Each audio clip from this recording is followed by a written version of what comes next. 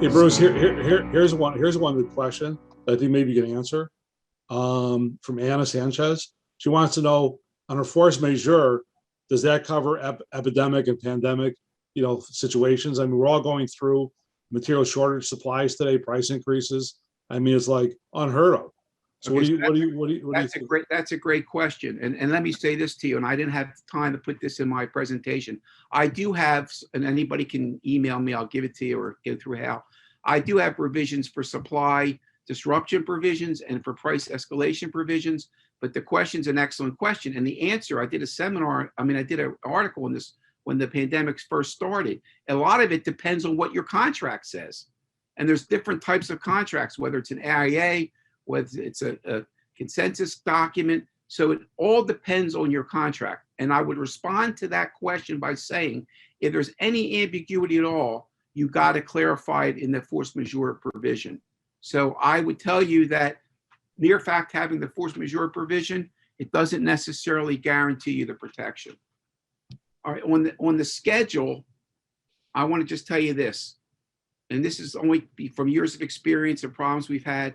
You got to make sure that you have a schedule attached to your contract, because if you don't have a schedule, you're just going to get screwed. Okay, you're going to get screwed, no question about it. They're going to tell you you have to accelerate your work.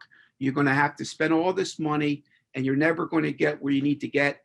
And if you see in these contracts, it says, they can decide the sequence of your work. No, agree to that. It's got to minimum be reasonable, because otherwise, like my Caisson guy had recently, you'll be a ping pong ball. They'll have you go all over the place. They're going to screw up your means and methods. It's going to cost you a ton of money. And the last thing on this issue, real quickly, I've come up with a provision which I get in my contracts almost all the time. I would say all the time.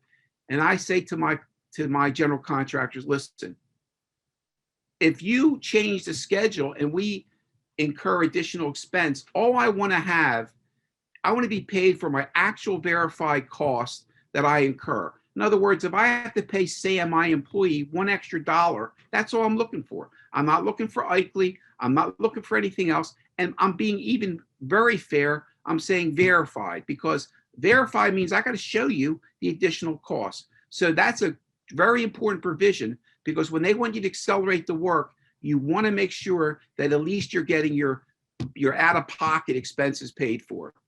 Okay? So a couple other provisions, but at the end of the day, if we don't have any more time, we'll just simply say one point I want to make sure that if you have any contract, you need to have a provision that allows you, if you're in default, the opportunity to cure or diligently commence to cure the default.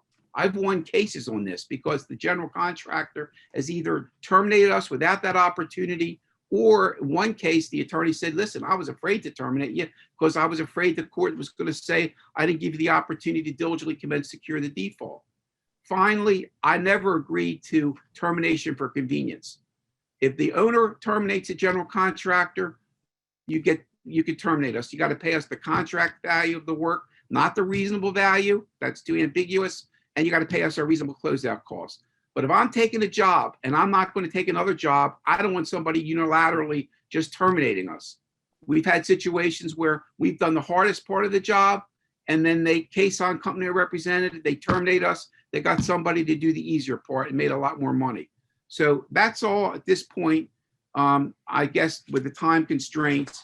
But I would just like to say at the end, please review your contracts, because at the end of the day, it's going to cost you a lot more if you don't.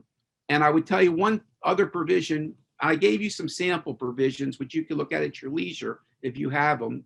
But the other thing is, you want to make sure that when you submit your proposal to a general contractor, you have a provision in there that says that the